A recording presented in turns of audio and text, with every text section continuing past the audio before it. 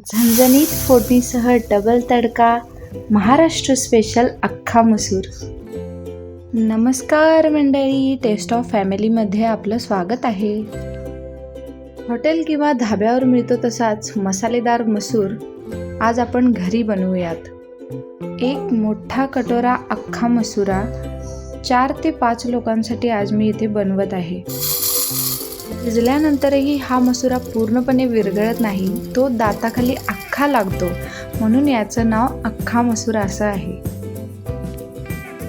यामध्ये 1 ग्लास पाणी ॲड करून आपण हा मसुरा 1 तासासाठी भिजत ठेवणार आहोत.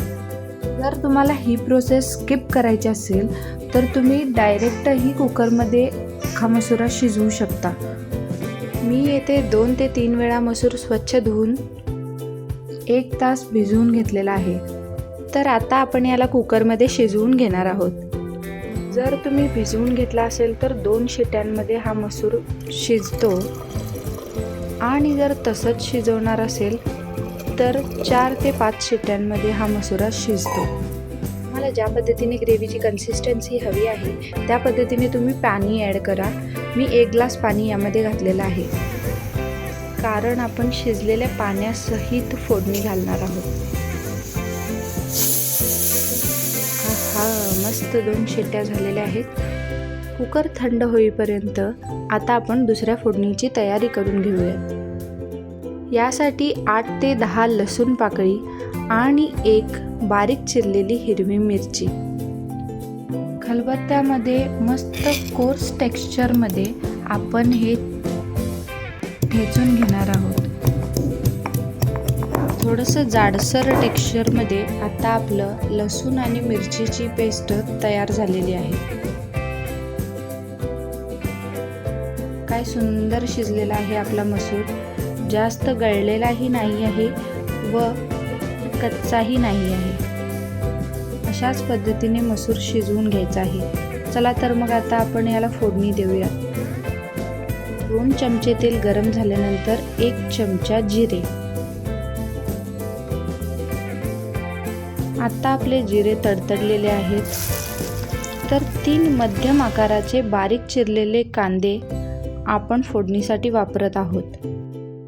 तुम्हाला हवा असेल तर तुम्ही टोमॅटो घालू शकता, पण जर तुम्हाला as it is original taste हवी असेल तर टोमॅटो स्किप करा. मंद आचेवर गोल्डन ब्राऊन होईपर्यंत कांदा भाजायचा आहे. इथेच खरी टेस्ट आहे. आता आपला गोल्डन ब्राऊन कलरवर कांदा भाजून झालेला आहे, तर आपण यामध्ये 1 चमचा काश्मीरी लाल मिर्च पावडर घालणार आहोत. त्यामुळे ग्रेव्हीला खूप छान रंग येतो. व अर्धा मोठा चमचा कोल्हापुरी कांदा लसूण मसाला. मंद आचेवर मसाल्याला थोडंसं भाजून घ्यायचं आहे.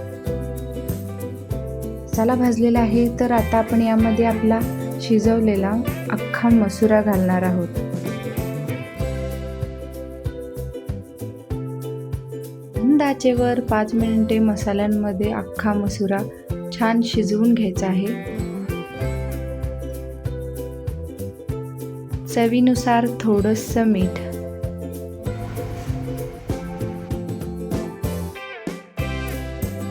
एकदम सॉफ्ट क्रीमी टेक्स्चरमध्ये आपला अख्खा मसूर तयार झालेला आहे.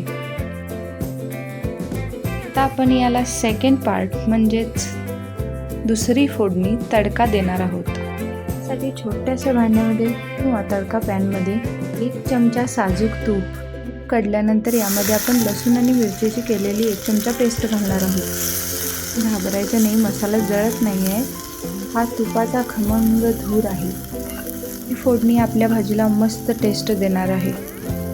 1 छोटा चमचा जिरे, अर्धा चमचा काश्मीरी लाल मिर्च पावडर. तडका आता आपला रेडी झालेला आहे, तर आता आपण हा भाजीमध्ये घालूयात. यामधील थोडीशी ग्रेव्ही परत तडका पॅनमध्ये घेऊन पुन्हा ग्रेव्हीमध्ये ॲड करणार आहोत. तडका वेस्ट करायचा नाही. दिसायला जितका सुंदर दिसत आहे ना, टेस्ट इतकी अमेझिंग आहे. नक्की ट्राय करा. थोडीशी फ्रेश ताजी कोथिंबीर बघू शकता. मसुरा ॲज इट इज अख्खा आहे तसा आहे. आणि ग्रेव्हीची कन्सिस्टन्सीही पाहू शकता. खायलाही खूप अप्रतिम लागतो. भातासोबत, चपातीसोबत, भाकरीसोबत, कशासोबतही ट्राय करू शकता, रोटीसोबत. मसुराच इतका भारी बनतो की कशासोबतही अमेझिंगच लागणार आहे. की ट्राय करा आणि रेसिपी आवडल्यास लाईक, शेअर अँड सबस्क्राईब करा.